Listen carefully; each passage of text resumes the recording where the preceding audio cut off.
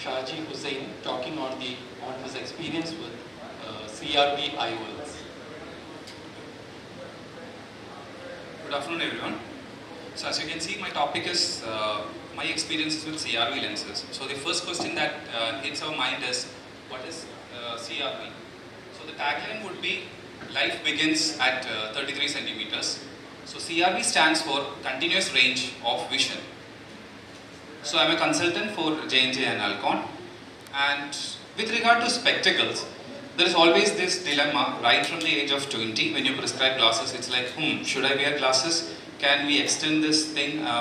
Because that is the age when we start getting conscious about our appearances more and more. And by the age of 40, another thing sets in, that is for near vision and cataract, post-cataract traumas, all that. Spectacle is always an issue. So the entire market is concentrating on how to get rid of this thing. So if you are a patient, if you are Mr. Dr. Amar, are you Dr. Akbar? Or are you Dr. Anthony? Okay, ഇപ്പോൾ നല്ല തിമിരുണ്ട്. ലെൻസിന്റെ കാര്യം പറയുകയാണെങ്കിൽ 3 തരത്തിലാണ് lens ഉള്ളത്. ഒന്ന് ദൂരക്കാഴ്ച മാത്രമാണ് വേണ്ടത്. അങ്ങനെയാണെങ്കിൽ അബ്സ്ക്യൂസ് ഓഫ് ടൈപ്പ് എന്ന് പറയുന്ന ലെൻസ് ഉണ്ട്. പിന്നെ അത് ദൂരത്തേക്കുള്ള കാഴ്ചയാണ് ക്ലിയർ ആക്കി തരും. രണ്ടാമത്തത് ഐഹാൻസ് എന്ന് പറയുന്ന ലെൻസ് ഉണ്ട്. അപ്പോൾ ദൂരത്തേക്കുള്ള കാഴ്ചയും കുറച്ച് അടുത്തേക്കുള്ള കാഴ്ചയും അതിൽ ക്ലിയർ ആവും. മൂന്നാമതായിട്ടുള്ള ലെൻസ് എന്ന് പറയുന്നത് ദൂരത്തേക്കുള്ള കാഴ്ചയും അടുത്തേക്കും കുറേയൊക്കെ നമുക്ക് അടുത്തേക്ക് കാണാൻ പറ്റുന്ന ഒരു ലെൻസാണ് വിവിഡി എന്ന് പറയുന്ന ലെൻസ്. പിന്നെ അടുത്തേക്ക് നന്നായിട്ട് കാണാൻ പറ്റുന്ന ഒരു ലെൻസ് ഉണ്ട്, സിനർജി എന്ന് പറയുന്ന ലെൻസ്, അല്ലെങ്കിൽ എന്ന് പറയുന്ന ലെൻസ്. അതിലുള്ള വിഷയം നമ്മൾ രാത്രി വണ്ടി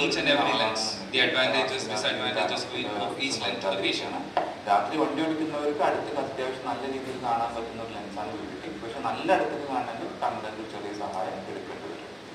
So if you belong to the first two doctors, this presentation is not the right one for you.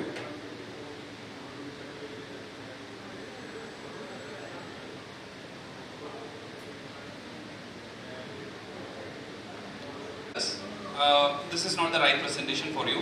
But if you're a person who would like to spend some time with the patient and then counsel the patient for the right lenses, this is the right one for you. So when you do the analytic data, you know that the premium lenses only comprises of 15% of the cataract surgeries done by even the topmost surgeons.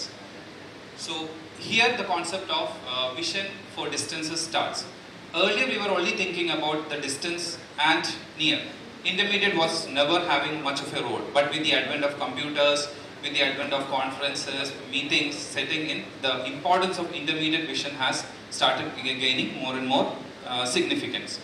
So not only that, the vision of, or the quality of vision is maintained mainly by the ability of the patient to see at bright, dim and at the night. So the why is it important is with regard to the size of the pupil. It varies between bright and in the dim as well as in the night. So that varies between 3 to 5 centimeters. So why is that important? When the distance varies from 33 centimeters, we talk about that is near means it is between 33 and 45. Intermediate would range somewhere between 60 centimeters to 3 meter, and distance would mean mainly things at 3 millimeter to 6 millimeter. So there is always that paradox of premium, like is this the right lens to be prescribed for the patient? Will this patient accept the IOL? So these are the lot of things that runs through your mind when you counsel a patient. So to break that up, what is Synergy? Synergy is actually a fusion of two platforms, that is Technis multifocal, which is diffractive technology, and Symphony, which is based on the extended depth of focus. So here it is a fusion of these two lenses, multifocal and EDOF, Symphony. So it is mainly based on that defocus curve. The performance of these two lenses have been proven, and the ability to visualize things at different distances and the clarity is what is signified in this curve. The technology employed is the profile of the lens itself, like it is a proprietary diffractive design and optimized to deliver full range of vision with a peak distance and continuously distributed without that break in between distances. Now when you talk about vision, it's not only the quantity, it is also the quality that is important. Earlier we were only thinking about a 6/6 vision. Wow, great surgery, the patient is happy. Now that is near was 30 centimeter, okay, patient is able to read, wow, good lens. But now things are getting much more, the ability of the patient to see in the day, intermediate, dim as well as in the night. So when the performance of the lenses are being assessed, we can see that this is the performance of the lenses.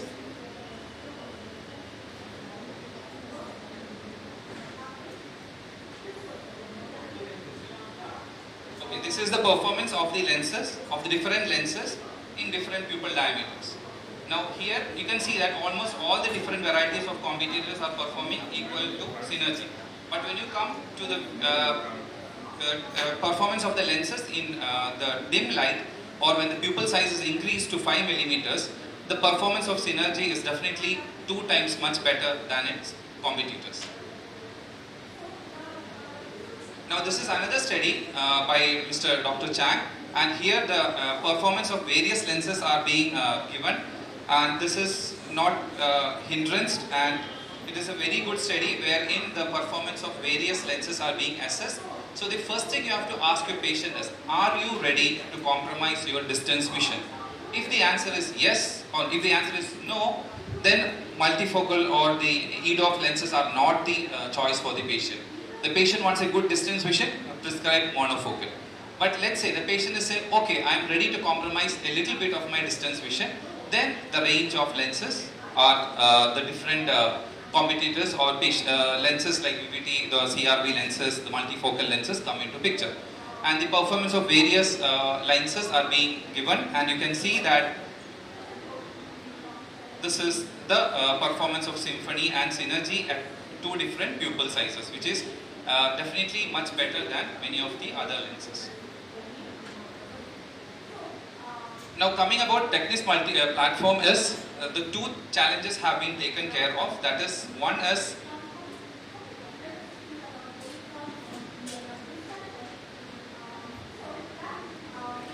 the spherical aberration has been neutralized.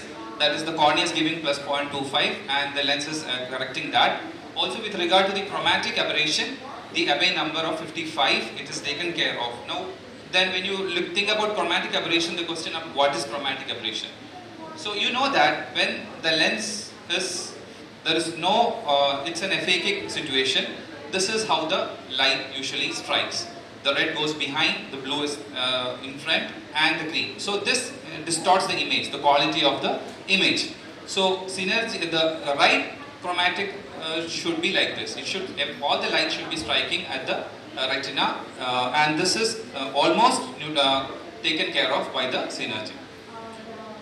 And this is the correction of chromatic aberration, and this is the performance of synergy, like relatively with minimal chromatic aberration. And this is where the Technis is compared to all the other lenses, which is very minimal.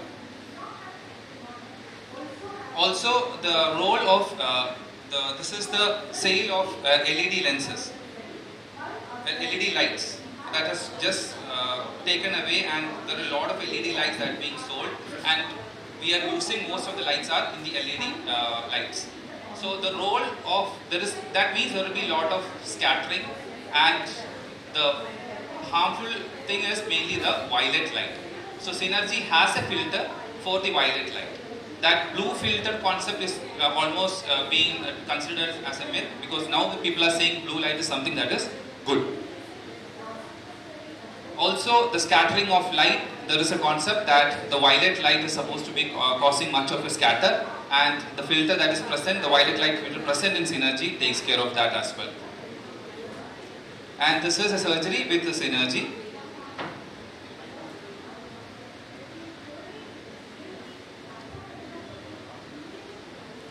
How the lens actually look like. This is the model number. It is a 6 mm biconvex wavefront design. Interior aspheric surface. It is soft, foldable hydrophobic acrylic material. And this is the loading is very easy implantation of the lens. Because similar to the previous techniques or ions or other Johnson's and Johnson's lenses? And just dial. So here, synergy also, you have to ensure that the eye examination, the evaluation of the formulas, ocular surface evaluations, OCD of the macula, higher order aberration is definitely important to be assessed before taking up the patient for a multifocal or any of lenses. Corneal topography is very important.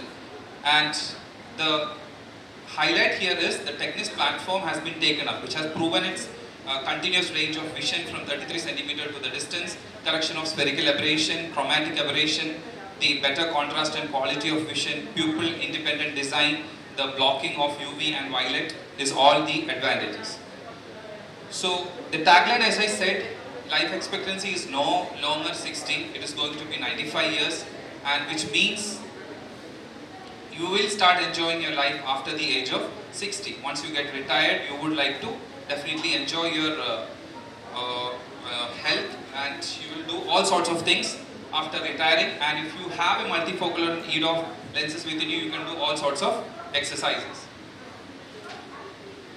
So here the life starts at 60 and the vision has to start at 30 centimeters. With that, thank you. Discussion at the end, because we have a long time at the end for discussion. May I invite Dr. Dinesh Talwar to give us a presentation on which anti-VEGFs should be given and when in diabetic macular edema. So we just had a session on macular edema in Hall B just now, but Sir will have a more comprehensive presentation here. Sir was my teacher at RP Center AIMS, and he is now vitreoretinal consultant at Center for Sight in Delhi. And over to you, sir. For managing DME today, anti-VEGFs are the drug of choice. And this is my disclaimer before I start, financial disclosure.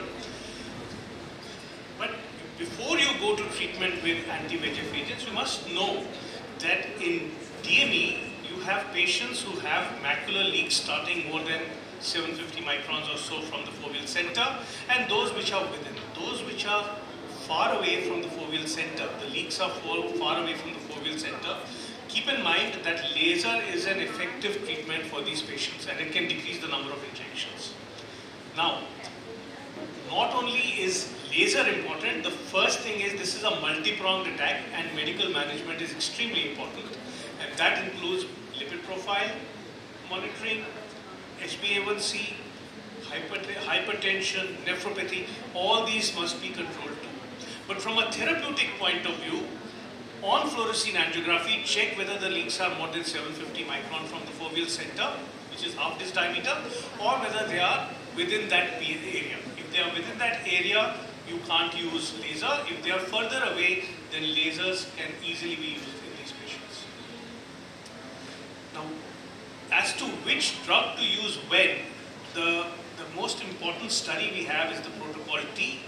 And what it showed was, well, there is no doubt that aflibercept is the best drug for managing patients with DME, and as compared to all the other drugs, that is bevacizumab and ranibizumab, the difference between aflibercept and ranibizumab does become lesser in the second year, but still persists. Similarly, the macular thickness is reduced to a maximum extent with aflibercept, and less with the other two drugs, and the difference does become less over a period of time, but still the difference persists. What is more important is that the improvement is different in patients with different level of vision. So if patients have very good vision, then all the three drugs, that is bevacizumab, ranibizumab and aflibercept, are more or less equal in terms of visual outcome. But if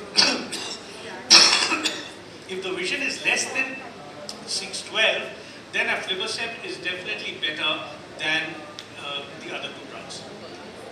Now, the other important thing is that with aflibercept, you can have almost 50% of patients who improve by more than 10 letters at 3 months, that is after the first 3 injections. So you have these as almost like elite responders. 25% of patients are there who actually have less than 5-letter gain. So those are the patients who don't do well. So you know that 50% of patients going to do very well, 25% mediocre, 25% not do well. But if you persist with treatment, if you continue to give injections, over a period of time, more and more patients start responding, and by that time you've given 6 injections. This is with all the 3 drugs, but maximum with aflibercept, you will find that the improvement in visual outcome has occurred. So if aflibercept was better at 1 year, but not too much difference at 2 years, we can persist with anything. But that's not true, because ultimately, what am I interested in? I am interested in getting the best vision possible at the earliest possible time. And so, what I need to see is what we call the area under curve. For how much time does a patient get better vision? And you get it for almost 1 year more with a particular drug, it's definitely worth it. So, if you have a chance of 15-letter improvement and it's going to happen within the first 6 months, don't you think that 1 year advantage you're going to get is worth it? I would think so. But was aflibercept superior in terms of central subfield thickness also? Well, let's see that. Now, what you see is that in patients who have good vision, both aflibercept and ranibizumab are equally good in terms of reduction of the macular thickness. But bevacizumab is not. So keep this in mind. For those who say, well, everything is equally good. No. Bevacizumab is not as good as aflibercept and ranibizumab. But if you have nothing to offer, then bevacizumab is better than giving no treatment. In patients who have less than 6/12 vision, aflibercept definitely stands out in terms of its ability to dry the macula. So this is very important. If you have to choose the best drug for patients with less than 6/12 vision, it's actually aflibercept. But you can subdivide this further. In patients who have a visual acuity, patients who have a visual acuity of less than 6/12 and whose thickness, macular thickness, is between 250 to 399 micron, then both aflibercept and ranibizumab are more or less the same. But when the thickness is more than 400 microns, aflibercept stands out as the drug of choice for management of diabetic macular edema. And that's something you must keep in mind. The other important thing, now at the same time you have patients who can't afford the treatment with aflibercept. Well, don't fret. The patients with laser treatment can sometimes respond, and what you will see over here is that if you have patients whom you give laser therapy in addition to anti-VEGF, now that brings down the macular thickness to the same level with all the 3 drugs. So if a patient can't afford aflibercept, you could give focal macular laser with ranibizumab and you'll get the same effect. But if the patient wants to be managed on monotherapy, then aflibercept is the way to go. The other important thing, we are not only interested in managing a disease process. I want to make that disease go away. Now, can I make that disease go away? So we have so there was a study which analyzed the diabetic retinopathy severity scores in patients with DME and NPDR, and they found that almost 1/3 of the patients with DME and NPDR, you could regress the diabetic retinopathy. So now this is great. This is a new concept altogether. Not only can I treat the diabetic macular edema, I can make the diabetic retinopathy regress. That is more or less the same in patients with NPDR with DME. But in patients with PDR with DME, in these patients, 75% of patients showed a regression with aflibercept. The figure was lower, around 50% with ranibizumab, but that too works. So if you want the best drug for that situation, aflibercept is the way to go. So what is our paradigm for a cost-effective management of DME? First is you initiate with anti-VEGF. Aflibercept is the drug of choice in patients who have a visual acuity of less than 6 or equal to 615 and a central subfield thickness of more than 400 micron. both aflibercept and ranibizumab are equally effective if the vision is less, but the thickness is less than 399 micron. If there is an inadequate response to the first 3 injections of anti-VEGF, which will be seen in 75%, which will be seen in 50% of patients with aflibercept and 75% of patients with ranibizumab, add a steroid. Follow up monthly. If there's a recurrence, the drug for recurrence is aflibercept. Add laser for focal macular leaks. And remember, this is a finite disease if it is treated seriously and treated well. Ladies and gentlemen, judicious, rigorous use of intravitreal drugs and anti-VEGF and lasers can provide an improved and sustained visual outcome in patients with diabetic macular edema. Thank you very much, Neeta. Before sir goes for another session elsewhere, so if there are any questions, you could please come up. We'll offer you the mic here. Sir, I'll begin by just asking you a question. So, sir, would you look at the patient profile and not offer aflibercept in certain situations, or Satish, I have seen you have patients who come in dhoti kurta and they are multimillionaires, and you have a patient who comes in a shirt and a pant and you think, well, this guy is well off, and the fellow starts crying, I don't have money. So I don't make an attempt to decide who can afford it, who can't. I give them the options. And I say very clearly that the important thing is what you can afford over a year. Not one injection, not 2 injections, but if you can afford something over a 1 year period, that is the treatment you should. And I just tell them the average cost for them. And sir, could there be a difference in the number of injections that you would require with aflibercept versus ranibizumab? No, not in the first 2 years. What you get is better outcomes. You get better outcomes, but you don't get less injections. The injection difference is very small.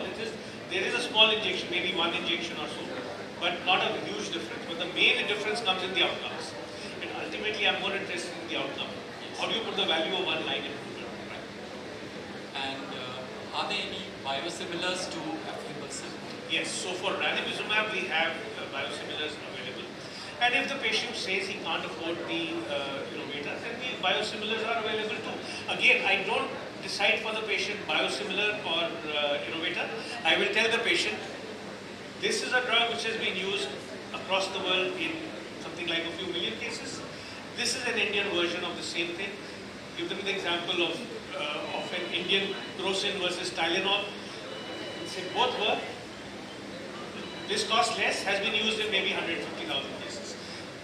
Now you decide, you want to say you want the imported one, or you don't want to take this thing, correct? You say you want to take the biosimilar, go ahead. But where I believe that the patient will benefit from aflibercept, I do let them know. For example, with aflibercept, there's a patient support program. Now, obviously, with the patient support program, the cost of the innovator aflibercept and cost of aflibercept and the innovator ranibizumab is the same. So then I give them that choice, but you can then, if you are going to spend so much money, you can go for aflibercept. Any questions from the audience, from anybody in the audience? Okay, then we'll move on to the next topic. Thank you, sir. Entirely different topic. It's on treating inflammation in dry eye, and our speaker is Dr. Anand Dodara from Lotus Eye Hospital in Coimbatore. He's a prolific phacosurgeon and anterior segment surgeon. And let's listen to him, and then we can have a discussion on all the topics. So good morning, Lotus Eye Hospital, Coimbatore. I'll be treating on how to treat inflammation in dry eye. At the outset, I would like to thank Dr. Srini and Alavan for giving me this. These are my financial disclosures. Whenever a dry eye topic comes on the podium, whether at national or international podiums, I can always see the crowd is of two varieties. Some people think dry eye itself is very, very complex, There is huge amount of theory involved. There are so much amount of molecular diagnostic involved. Why should I bother? I can treat it simply with drugs. And there are other group who thinks that I can treat with CMC. If not CMC, I'll go with HPMC. If not HPMC, should So to make the group active, any young crowd here, I can just ask one or two questions. Hello? Hello? Just to make this dry eye topic attractive, not to bore you, let me ask you one or two questions, please. So can any youngster or PG tell from where this possible bits are secreted in the tear film? Where does it come from? What's the source? Any PG? I'll make you attractive. I'll make you active for another next 10 minutes. Just 4 questions I'll ask. What does your textbook says? Where does this possible bit come from? Anyone? Louder. Yeah, everyone thinks that it's from meibomian gland. All the polar, non-polar comes from meibomian gland except for possible bits. It comes from the ocular epithelial cells. Okay? Second question, I'll make you active. How many nerve endings are there per square millimeter in the cornea? Can anyone think? It's almost 7,000. Okay? Then where do you get a condition where you get pain in the eye but there is no stain? We call it as phantom cornea, post-LASIK patients. All LASIK surgeons are worried. This patient keep on coming with pain but there's nothing what to do. That's phantom cornea. Where do you get strain without stain? You have eye strain but there's no stain. But still patients come back to you. That is called as decreased wettability. I think all are active. I'll proceed with my topic. So before I go into my inflammation, let us have into dry eye review. We all know that used to study. Dry eye is a multifactorial disease. There are 3 things involved. There is a tear film instability, there is change in osmolarity, and there is inflammation. These are the 3 things. This whole slide describes the vicious cycle of the dry eye. And as I said, it is multifactorial. There are multiple intrinsic and extrinsic factors. Tear film instability, we classify it into aqueous deficiency, we divide into increased evaporation, and the third variety is decreased wettability. Whenever there is aqueous deficiency, we diagnose with help of shimmers. Whenever there is increased evaporation, we understand by doing the TBET. And the decreased wettability, what I told, that stain, only no stain, no minimal reduction in the TBET. If you look to the symptoms of aqueous or evaporative deficiency, almost everything looks similar. But when you give minute importance to the symptoms, there is a major difference in the symptomatology of this. What are the ortho tests we do? Any ophthalmologist will do. We have our own ocular surface index score. We do examine the face, slit lamp examination, we do tear film breakup time, and we do the staining and Shimmers 2 test. Inflammatory marker is not yet available easily, and the patient even can't afford in our country. So before doing shimmers, always TBET has to be done, because whenever we apply the shimmer strip, we don't want the epithelium to damage.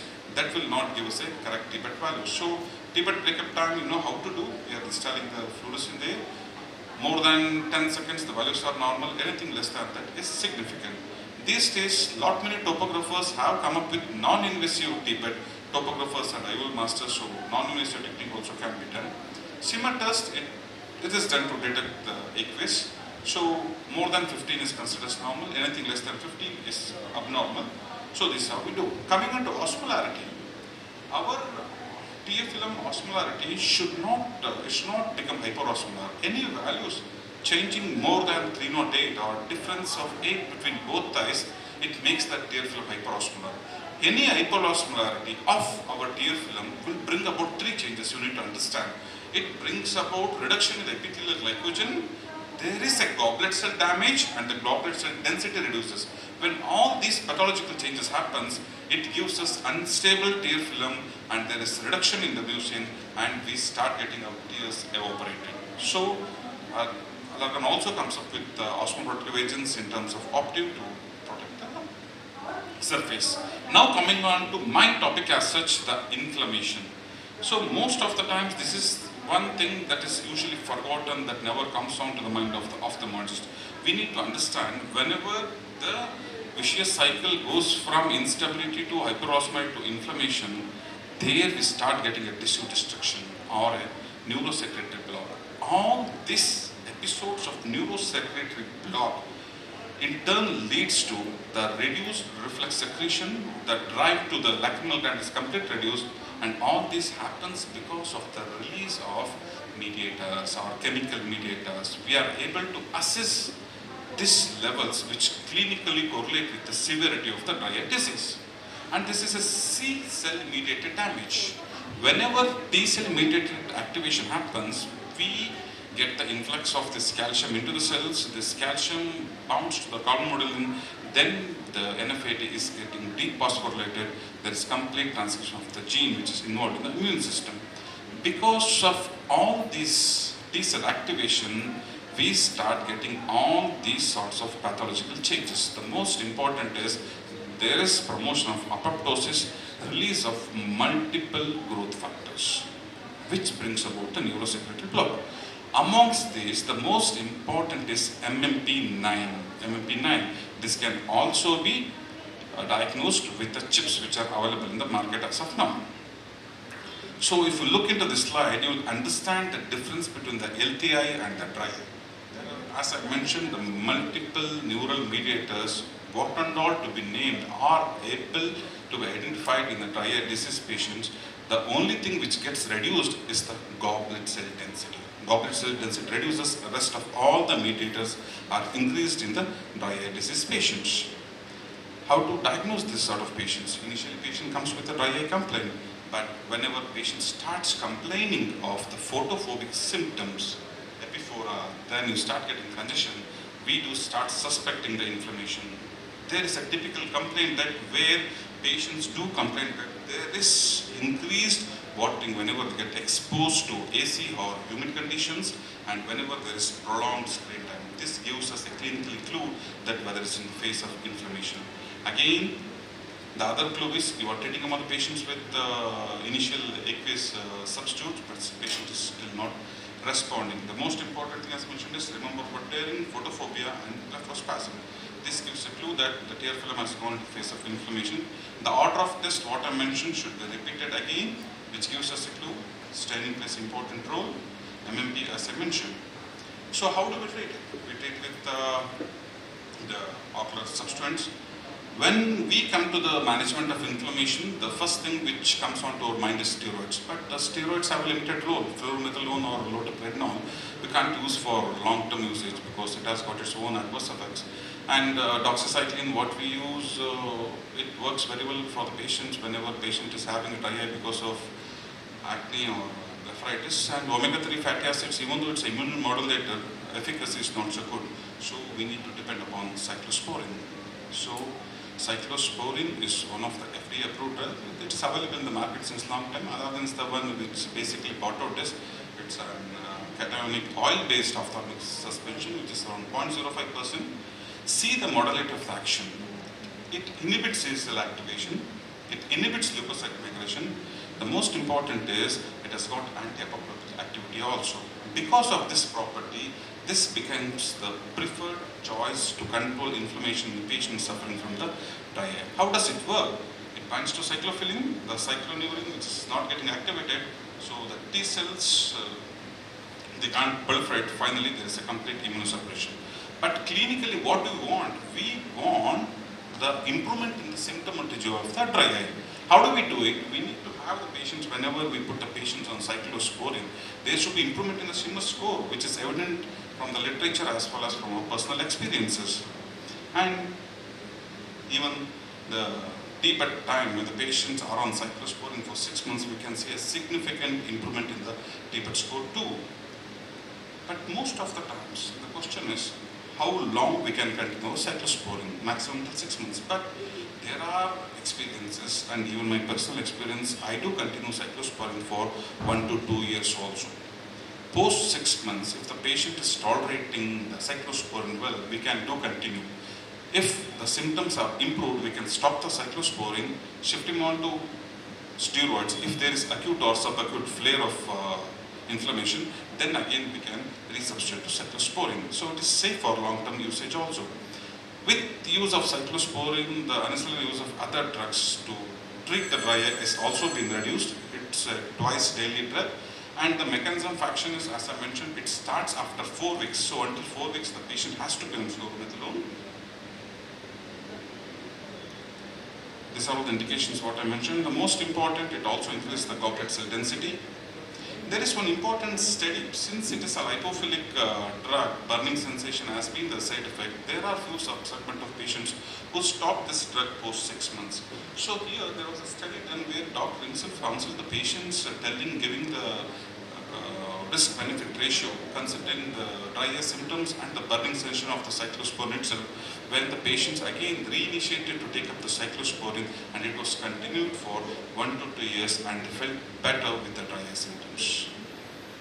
So to conclude, inflammation is one of the mechanisms, and cyclosporin is one of the most important anti-inflammatory drug for the patients suffering from dry eye. Thank you. Patient comes with symptoms and signs of dry eye disease. So you told us that it could be reduced aqueous production or evaporation and inflammation and all that. So how would you go about excluding them one by one? What Yes. would be your As I told, it's a multifactorial disease. The first and foremost symptom is, these days, the dryness complaint has been vaguely described by everyone. Even a small complaint can be a dryness, that's what the patient tells us. But whenever a patient comes to us with the symptoms, we need to give importance to the history, how long he is suffering, occupation, age, or is he on any other medications, topical or systemic wise. The basic slit lamp examination has to be done, starting with the T-bed, then with the shimmers and the questionnaire. If we feel the shimmers has been very less, I just go with carboxymethyl cellulose with lifestyle modifications. If there is the complaints regarding with the stability, we go with the lipid based molecules to stabilize the tear film. If the staining pattern is very significant, if there is a history of post-LASIK or post-cataract surgery, post-LASIK means I go with osmoprotectants. If it is cataract surgery, I just go with any CMC molecule with an antioxidant property such as trehalose or sodium alanine. If whatever the signs of inflammation I mentioned, I would like to start them down, cyclosporin. So, just one more question. Between the various types of artificial teardrops that are available, can you just educate us on what would be the main categories of Categories. and how would you choose them? Yeah, carboxymethyl cellulose, hydroxypropyl methyl cellulose, then comes the sorbitol groups, the PPG groups, sodium hyaluronate. These are the 4 important things which I personally consider. All it's based upon the physical and the shear properties of these molecules. It's all about the stabilizing effect, the neutralizing effect, and the retention time. If at all, if CMC and hydroxypropyl methyl retention time is better, so they have to be used more frequently, 4 to 6 times. Sodium hyaluronate and PPG groups, since they're PPG is sorbital group, retention time is slightly better, 3 or 4 times, based upon the patient's occupation or based upon the complaints, we can choose. Trehalose component has got some amount of antioxidant property, so it can be chosen for the patients where there are epithelial defects or small amount of staining pattern without any inflammation. This HP core and things like that, just to increase the retention time. Yeah, just to increase the retention time. Just sorbital group always just to increase the retention time. They are much more like stabilizing agents. Are there any questions or comments from the audience to Dr. Anand?